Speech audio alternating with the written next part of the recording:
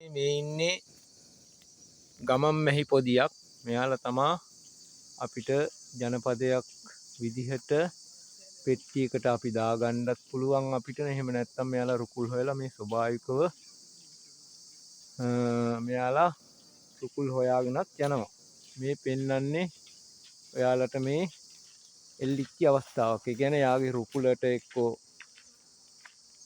සත්තුන්ගෙන් හානියක් වෙලා ලිඹියෝ කූඹි දෙඹරු වගේ හානි වෙච්චාම මේ වගේ ඇවිල්ලා එල්ලෙනවා වෙනත් තැනක් හොයාගන්න. ඒ එල්ලිලා ඉන්න අවස්ථාවක් තමයි මේ ඔයාලට දකින්න පුළුවන්.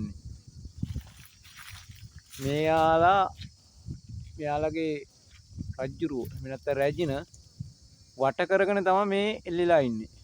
ඔයාලට පේනවා zoom කරලා මම පෙන්නන්නම්. මේ හොඳට බලා ගන්න.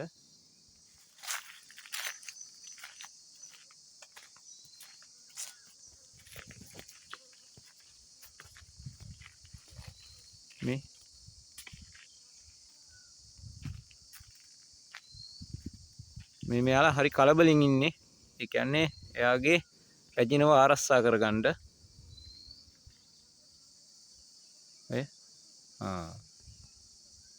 ඔයාලට පේනවනේ. මේ ඇවිල්ලා ස්වභාවික පරිසරයේ ඉන්නා වූ මීමැස්සෝ. මේ එල්ලිලා ඉන්නේ. මෙහෙම ඉන්න එකක් අපිට පෙට්ටියකට දාගන්න පුළුවන්. අපි දැන් මේ ඔයාලට පේන්නේ මේ කවුඩුළු වැව ආශ්‍රිත